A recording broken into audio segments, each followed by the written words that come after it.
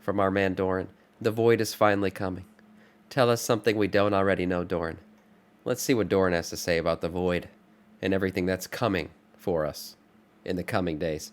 A 47-minute... It's not a 47-minute video. Jesus, it's 9 minutes and 13 seconds.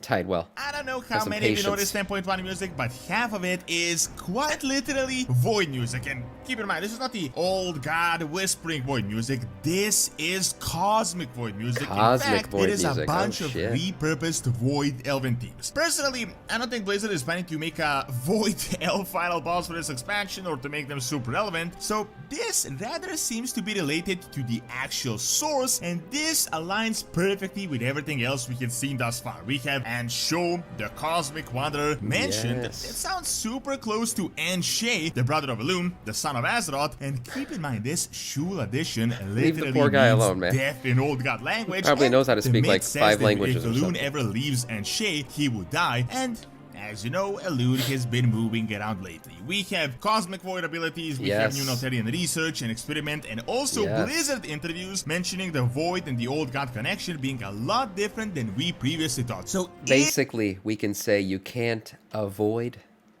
the void. You see what I did there? It's coming. Is this finally the actual hint that the Void is coming for us after all this time? Not the Old Gods or the Black Empire, but the cosmological force Void in its Void full Lords. glory. So the ritual, the perfect minimalist, sleek design that is really simple but also super. There you go, Ridge Wallet sponsor. By the way, Doron clearly lifts. Look at that man's biceps. Those are weapons. Those are licensed weapons to kill right there. Now, make sure to use my code Doron to get a 10% discount, and also check out my link in the description, so rich.com/.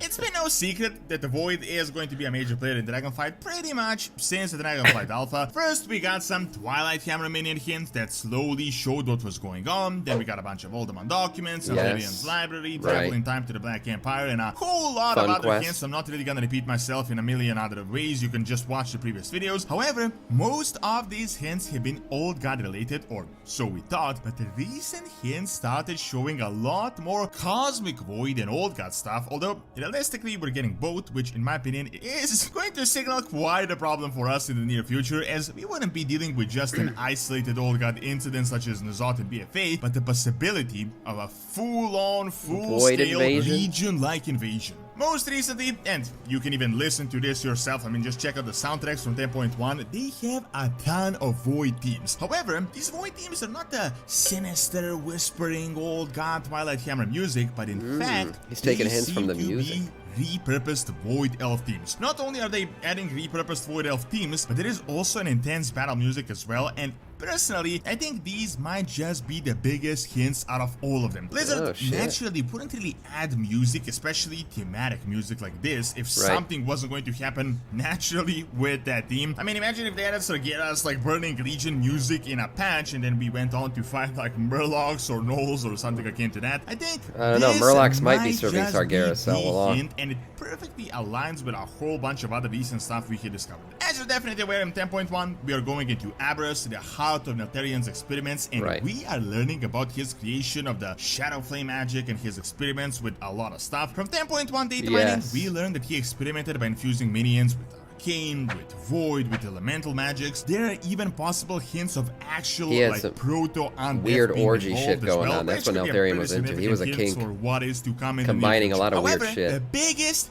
hint that we have that is related to this is this trinket that drops in 10.1, and it says exactly this: briefly open a pair of gates to the Void to redirect the orbit of Anshul, the Cosmic Wanderer, Broodkeeper drops good shit for us now, today. not only had we also discovered files literally labeled Cosmic Void that seem to be a bit different than the Old God stuff. The colors and the themes definitely have a different flavor to it. I mean, the Old Gods are all about tentacles, whispers, dark void stuff, while this one seems to be a bit brighter and a bit different. When it says to redirect the orbit of Anshul, it strongly suggests that Anshul is some type of a planet or some significant redirecting the orbit of a whole planet. That is called a Cosmic Wanderer, so you can kind of guess what that means. However, what pretty much everyone quite naturally connected at this point is that Anshul sounds almost exactly the same as Anshe, which is quite literally the son of Azeroth. Oh the shit, sun here we and go. Elune are said to be the two eyes of the Earth Mother, or of the world soul of Azeroth. Now, the hole gets even deeper. The rabbit hole is even deeper than this, as we have two even more interesting hints. First off, during Shadowlands, Blizzard released a book, Folks and Fairy Tales, which strongly mentioned Anne Shea and the myth, which, by the timing of the release, seems to be like a long-term setup for what is to come. Some kind of book? Mentioned Anne Shea.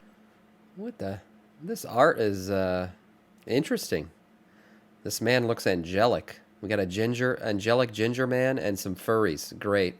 And the myth, which by the timing of the release seems to be like a long-term setup for what is to come, as when this was released they were already deep in dragonflight work, even if it was Shadowlands. And Shame was said to have been damaged by the darkness, and it was Elune, the sister that protected it, and apparently Anshe would die if Elune strayed too far away. Now get this part, Anshul, which of course sounds exactly as Anshe, actually has a meaning. The word Shul in Old God language, also known as Shut means death, which could of course also be the language of the void, not just the old gods. We literally have old god quotes that call Deathwing Shul Wa. Now, I don't want to be the originator of crackpot theories, but I think you can kind of connect the dots here yourself. I think he's long past the originator of crackpot theories. With the seed of Teldrassil, Emerald Dream, and her presence in the Shadowlands. It was literally said in the book that if Elune strays away from her brother and Shay, he dies, and Elune has been on the move quite recently with the Jailer and the Night Elves and the Night Warrior and all this stuff. Then we get a cosmic being called Anshul, which literally sounds like a death version of Anshe. To top it all off, Anshe was and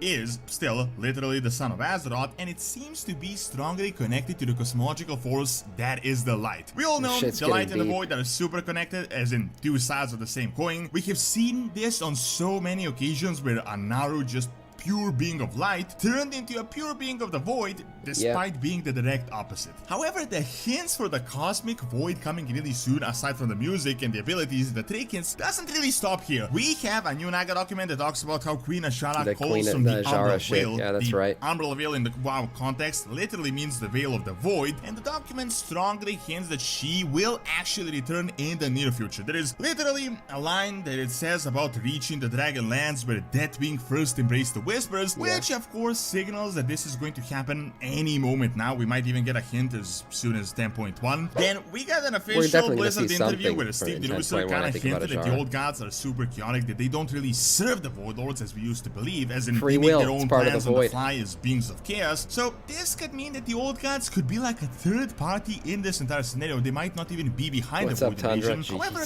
we also have a bunch of recent Xal'atath hints, and you can check out the previous video I did where I covered all the hints that are going to be relevant with what is going on right now. However, some of the quotes seem to signal that Xal'atath may actually be an old god, and this blade, I think, still that dagger void than all the other old gods. I still think it's possible that dagger is going to play a role in the return of N'Zoth. I think maybe he let Rathian stab him with it, because remember that thing had stored an old god in it before. I mean, potentially, we think she could be an old god, Xal'atath. Maybe he stored a piece, maybe he used it like a Horcrux. He stored a piece of himself in it, knowing that we were going to come kill him, because he already knew.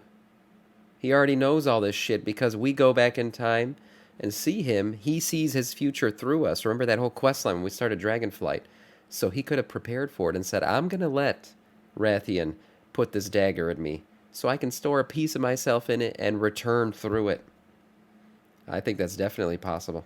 So if there was some sort of a civil strife here, she could have been a Void loyalist that was ultimately defeated by the rest that didn't want to follow the Void Lords. Now, aside from Neltharion and his experiments in Shadowflame, it is hard to say much without speculating a lot, but with the fact that Elune is relevant and that Blizzard essentially confirmed that 10.2 is going to be related to the Emerald Dream, the Green Dragonflight, you can kind of guess yourself. I mean, we have Cosmic Void Teams, we have Anshul, we have Elune. If the crazy theory that Eredikron made a bargain with the light is true, and he really was, then that adds an even bigger dimension to this, which could literally lead to the highly speculated light versus void expansion on that's gonna happen for that sure a lot of people have been talking about for years at this point. Now, speculation aside, I think the biggest thing we're going to learn now is going to be from Neltharion. I think he might have learned some things, discovered some things that no one else did on Azeroth, no one into his lab, so we're gonna figure shit out. Ultimately drove him mad and turned him into Deathwing. Why would a trinket that influences Anshul? I think part of the reason that he lost his mind and delved deeper into the void was because he realized how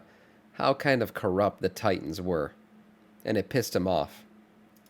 Orbit even be inside Hadras? If the Titans weren't so corrupt, I think he would have had a chance at resisting the Void, at least for a little bit longer. I think it is. I mean, this is not just some random flavored text. Really, the main reason we were never invaded by the Void, outside of the old gods that have been here since the primordial times, is because there was never enough power for the Void Lords to manifest themselves in the material plane. However, don't kid yourself, we know multiple occasions when the Void Lords invaded planets, and it was worse than the Legion or any other alien force out there. Naturally, all this could be a setup for the next Void invasion, but seeing that the music is from 10.1, I think all of these things could be happening a lot sooner than we think.